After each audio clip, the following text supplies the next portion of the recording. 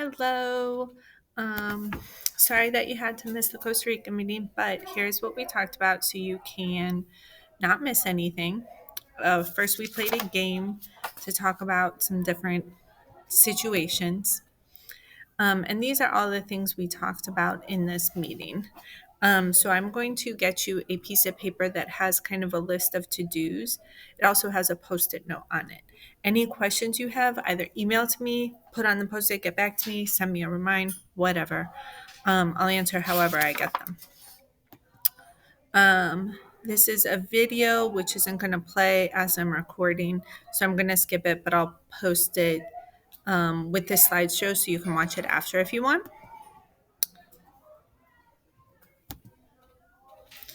I don't know why I clicked on it.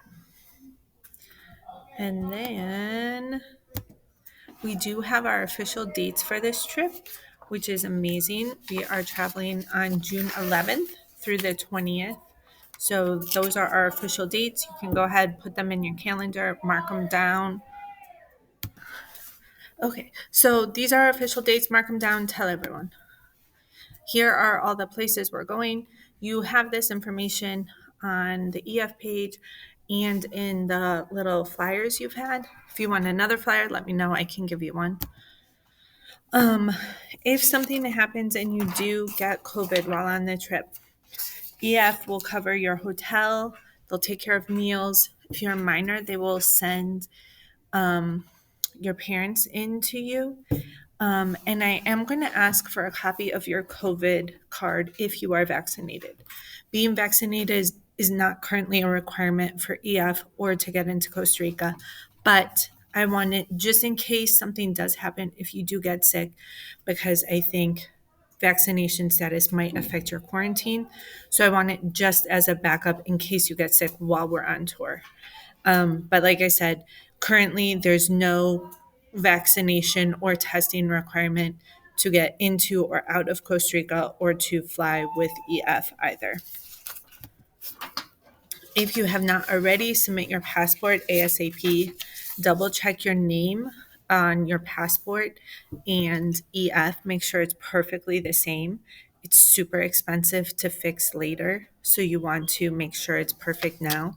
Make sure you either have no middle name on both or the same middle name on both. And whatever your passport says, even if it's wrong, that's exactly what you want to put into EF. Um, I need before the next meeting, I need you to make 3 color copies of your passport. I tend to do my color copies at the local library. My library doesn't charge me to make copies, but I don't know the cost of every library, or you could go to like a Staples or something like that. 1 copy gets turned into me. 1 copy is for each traveler to travel with, and then 1 copy stays at home with someone who is not traveling. If something happens, this proves your identity. So we want to have it just on the off chance that anything happens. Along that same line, on the topic of emergencies, if something happens and you get sick, have an accident, something while you're overseas, you want your guardians to get to you quickly. So they should sign up for a passport, even if they're not going with us, just in case something happens while we're on the trip. We want to keep you all safe. We want your guardians to get to you as quick as possible. We don't want them to have to wait for a passport before they can go to get to you. For the adult travelers, you should already have an email from me regarding background check. It took me maybe a minute or 2 to do. It's very quick and easy, but please do that ASAP if you have not already. We are not picking roommates at this March meeting. We will pick them soon. Adults, I think, all have their individual situations figured out. Students are room 3 to 4 to a room based on the gender on their passport. If that doesn't work for you, if there's some sort of issue or something with that, let me know ASAP. Now, this does not apply if you have a special circumstance that you and I have already worked out, or if you're rooming with your parent, that's different as well. So we were super lucky and we got an anonymous donation. So you guys should have given $93 in tips, but due to this anonymous donation, it's dropped down and you have to bring $70 in tips. This goes to our tour director, the bus driver, local guides for the whole trip. You'll bring them at the next meeting, and then when we're on tour, I will divvy out all the trips. As far as spending money, you probably want to bank for about $30 to $60 a day. Now, I will say this is the EF kind of default advice, and this goes for countries that are way more expensive. Like, this is their advice when you go to Europe. This also goes for trips. Most of EF trips don't include lunch ever. Our trip includes lunch almost always. I think there's maybe one lunch not included. So this 60 is a very, very high number. You can probably bank on the lower end of this. Also, you might want to get just a little bit of colones from your bank ahead of time. I would maybe recommend 20, no more than $50 ahead of time, because your bank will not have very good conversion rates. Um, just so you have something. Everywhere will not take a credit card, so you want to have some cash. Costa Rica does accept the US dollar. It does have to be in very, very good shape. They will not accept torn bills, very old bills, things like that. So start putting away your brand new looking bills. Um, and if you want to get a little bit from the money in colones ahead of time, that's a good idea. Not everywhere will accept the US dollar. Okay, regarding money, you have a couple different options. What I think I would recommend is a combo of these. Obviously, not traveler's checks, those don't really exist anymore, but a little bit of cash, a credit card for emergencies, a debit card maybe for emergencies if you don't want a credit card, something like that. If you bring cash, you know exactly how much you have. But once you're out, you're out. So you might want to bring a credit card as an emergency. Costa Rica does accept US dollars. However, they only accept US dollars that are in great condition. So old US dollars, torn US dollars, they will not take. You might want to get just a little bit of colones from the bank ahead of time, but that's your choice. Credit cards and debit cards aren't going to be accepted everywhere. So if it's a little mom and pop shop, you're not going to be able to use your credit card. So you still will need some cash for this trip as well. Prepaid debit cards, in my mind, are kind of like credit cards. That it's great for an emergency. They might have some fees associated with them. Again, it's your choice. It's what's going to work best for you.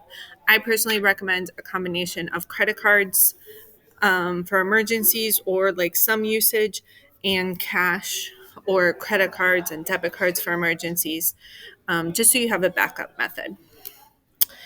Phones. All phones have international plans. You do not need this for this trip. You can use it if you would like. Even if you do get an international plan, you might not have reception on your phone everywhere we go. We're going to some areas that might not have amazing reception. I will say that I'm going to make everyone, Google Maps has this amazing feature that you can download a city's map. So I will make everyone download a city's map when we all have Wi-Fi, or maybe even in one of our meetings before we go, so that you have those maps and can access them even without data or without Wi-Fi. I'm also going to encourage all travelers to not really be on their phone during the day. Their phone is for pictures, really only during our trip. We are going to these beautiful, amazing country to see Costa Rica, not to see what someone is posting on Snapchat. As far as clothes, we are going to do a lot of walking. So comfortable clothing is going to be great. Spirit wear and pajamas kind of show that you're a tourist. So we want to stay away from those as much as you can. And also, we are going to a tropical climate and it's rainy season. Everything is not going to dry instantly. So a lot of quick dry clothes. So if you need to do laundry or you need to let something dry, it has some time. But quick dry clothes are going to be your best bet. If I bring a cotton shirt like this to Costa Rica and it gets wet, it's going to take 2 days to dry out. And sometimes we won't have that time. Most of you have most of these things done. I know the manual payment plan, everyone that was on that is done now. Please bring your tipping money to the next meeting. If you have any health concerns right now that you think I should know about, please let me know. Otherwise, I do have a health form that we will fill out at the next meeting. If you need a rooming upgrade, I would like to know that ASAP. And if you're one of my 2 or 3 people that hasn't done their passport yet, I would like that ASAP as well. Your traveler account, you can see our itinerary, you can see little to-dos, and you can see your payment activity. That's how to submit your passport. And lastly, a couple things that you might want to pack that you might not have thought of. I'm going to say that everyone should have some sort of money belt or travel purse, something like that for valuables. The nice thing about this is it holds your passport, can hold your phone, can hold all your money, and it goes on around your neck and under your clothing. So it's very secure. A wallet can't fit your passport, so that might not be the best idea. And a book bag, I know another traveler on an EF tour was carrying a book bag. Someone walked up behind him and cut the bottom of his book bag, and everything that fell out they grabbed and took, and the person didn't even realize that it happened. So a book bag is not allowed to hold any valuables. If you bring a book bag with a change of clothes or a towel, that's fine. But a book bag is not for your money, passport, credit cards. That doesn't go in a book bag. Bug spray and sunscreen. There is a combined one online if that would help you. I think that's what I'm personally going to do because I will want both of these things on pretty regularly. And so that will save some time instead of doing each. A hat. It is a tropical environment and there's lots of sun, and you don't want to burn on the first day and then be stuck traveling with burnt skin for a few days. Water shoes or a pair of hiking or walking sandals that can get wet. If you bring tennis shoes and they get wet, it's going to take like 3 days to dry. And that means you're going to have to put on wet shoes every day. And that sounds horrible to me. I personally am going to get a pair of sandals that have a back. For some of the activities, I think 1 or 2 activities, you may not wear flip flops. You have to have a sandal with a back or a shoe. So I'm going to get a sandal with a back so that I know the sandals will dry out in time for the next time I need to wear them. Costa Rica has 2 seasons, rainy season and dry season. We're going during rainy season. So you might want some sort of rain jacket or poncho for the rain that we will see. Collapsible water bottle is your choice. You have to bring some sort of water bottle. A collapsible one I like because when my water bottle's empty, I smush it into nothing and hook it on the side of my book bag and it takes up no space. But if you want a regular water bottle, that's fine too. A waterproof case, this is completely up to you. We do have a couple of water activities. If you want your phone with you, then you need some sort of waterproof case. Just please test it ahead of time. If you don't have one, fine, cool. We will find somewhere else to lock up all the phones and passports, probably on the bus. For that, yeah. And a laundry sheet. These look like dryer sheets, but they're full of detergent. They typically come in larger packs, so I would get one and share with a couple friends that are going on the trip. And that will let you do some laundry in the hotel sink or bathtub if you have a shirt that you kind of want to rinse out and wash a little bit. And let me move this. Oh, I have a friend that is on this trip right now. And she packed one swimsuit, and it's a tropical climate, and her swimsuit hasn't dried out. No one wants to put on a wet bathing suit, so bring 2 swimsuits. In April and May, we'll have more meetings. We're not done. At our next meeting, we will fill out all the forms. I'll collect tip money. I'll collect passport copies, and I will collect COVID cards.